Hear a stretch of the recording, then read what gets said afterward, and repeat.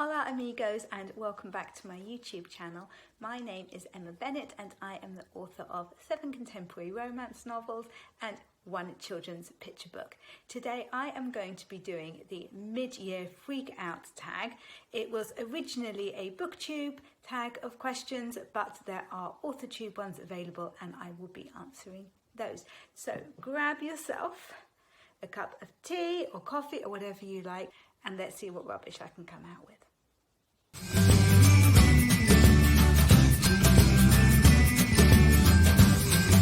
Right, first of all, my usual disclaimer. If you can hear dogs snoring in the background, it is because I have 2 chocolate Labradors who will not leave my side at any point. And so there's nothing I can do about it. I'm very sorry. There's also a fly driving me completely insane, buzzing around my head. I've tried to catch it. I can't. Again, I'm sorry. There it is. Right, I am a little late. I appreciate to this mid-year freak out tag, but you know, nobody cool turns up early. All the cool kids always turn up a bit late to the party, so that's me. I'm the cool kid. That's my excuse. Anyway, so as I said, the original mid-year freak out tag was for booktube, but the questions have been adapted a little bit to make it suitable for Authortube. There were 14 questions in all, and I think it is quite an apt tag for this time of year because, let's face it, everybody freaks out a titchy bit in the middle of the year. You're thinking about all the goals that you set yourself, all the things you wanted to do with the year. You probably are nowhere near halfway. So it's a good time to kind of draw everything together and work out a plan going forward. So question number 1 is, what is the best book or piece you've written this year? I think unusually that award would go to a short piece which I wrote. I don't usually write non-fiction, but in this case I wrote a piece to submit to an anthology a few months ago, and it was about my mum. My mum was a model back in the 60s and 70s, and I was chatting to her about how she actually a model because I never knew the whole story. She told me, and it was an absolutely brilliant story, and it really fitted with what this anthology was looking for. And it was really good fun to be writing something completely different. I think that's really good for authors. I think we can get very stuck in our genres if we're not careful, and it's important to explore other avenues. Question number 2 is, what's the best idea you've had this year? The best idea I've had this year, I think, is probably for my novel His Girl Friday. I was really pleased with that, and it's coming together absolutely brilliantly. It's really good fun to write. I'm loving the characters. Can't wait to get back to writing it soon. Question number 3, the next release you have planned. I'm not sure the order that my releases are going to go this year. I've recently signed a 5-book contract with Joffy Books. They are going to be re-releasing 4 of my previous contemporary romances and then a brand new one called Falling in Love at Nightingale Farm. So I'm not sure the order that they are going to be coming out in, but there are going to be 5 books from me being released, hopefully before the end of the year. Question number 4, most anticipated release for the second half of the year. That's going to be my new book, Falling in Love at Nightingale Farm. I am so excited to see what readers think about that because I have just loved writing it. It's such a sweet story. My heroine is just completely awesome, and yeah, it's going to be brilliant. Question number 5, biggest disappointment.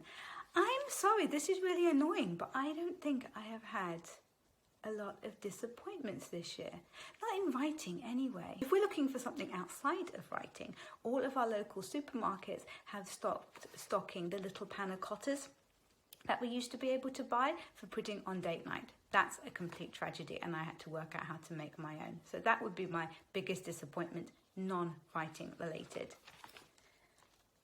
Biggest surprise. The biggest surprise was when Joffy Books made me an offer for 5 books for my contract. I sent them Falling in Love at Nightingale Farm, and they responded knowing my other works and said that they would like to take on 4 more as well. So that was a huge surprise. I was not expecting that at all.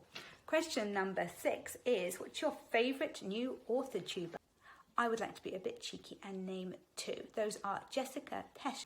She writes sweet romances and also sci-fi, and her channel is just really, really lovely. She shares her publishing journey, some snippets from her books, author life and things like that, and I just find her really relaxing to watch. I'm also lucky enough to be able to beta read for her hopefully later this year. She was a beta reader for me for Falling in Love at Nightingale Farm, and her comments were just so helpful, so it'll be really lovely to be able to repay the favour.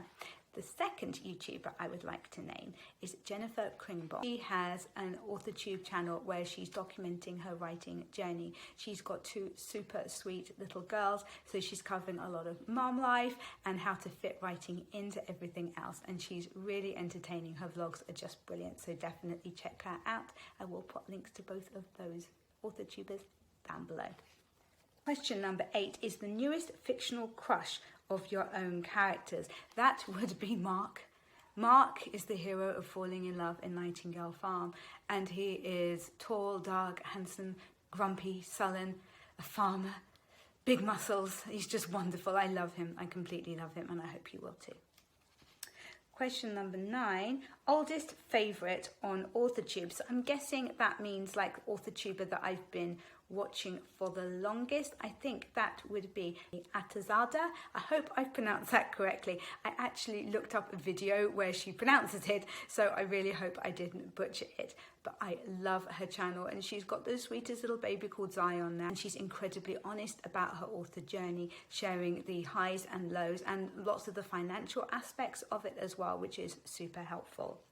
Question 10, Authortube videos that made you cry. I don't think I've ever cried at an Authortube video. They're all really like positive and cheerful and helpful and things. I mean, I've cried at YouTube videos before. Anything with kids being adopted or dogs being adopted or military parents coming back to their kids. Oh, they get me every single time. Question number 11, what's your favourite author interview so far? I don't really tend to watch author interviews, I'm afraid. No, I really don't. I did see a good one with Sophie Kinsella, who is an absolute heroine of mine. I just love all of her books, but especially the Shopaholic books. They are so funny. She's an absolute genius, and she is very, very good when she's interviewed. Question 12, most beautiful tool you've bought for authoring. Do you know what? I don't tend to buy that much stuff. I'm a little bit of a minimalist. I don't like a lot of stuff around me, and I do tend to try to make do. Although, I did recently buy this.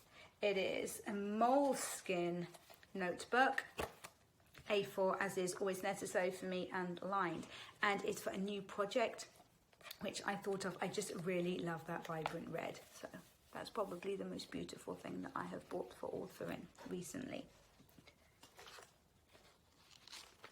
Author goals to accomplish by the end of the year. My biggest author goal of the year, on top of getting all those books out with Joffy Books, is to do NaNoWriMo in November. I've never done it before, and I want to start a completely new project during Preptober, and I want to complete NaNoWriMo. That would mean an awful lot to me. And the final question is, who is my favourite Authortuber for inspo and for biz info? Apart from the Authortubers I've already mentioned, I think that would probably be Kate Kavanagh. She is really, really honest, really, really funny. I love her videos. I haven't got anywhere near watching all of them yet because I only discovered her a little while ago, but I'm definitely working my way through them. Right, well, that is all the questions done. That was a super fun tag. I would like anybody watching this video to consider themselves tagged, and if you do film your own version of this video, make sure that you pop a link to it down in the comments because I would love to see it. And I will catch you guys in the next one.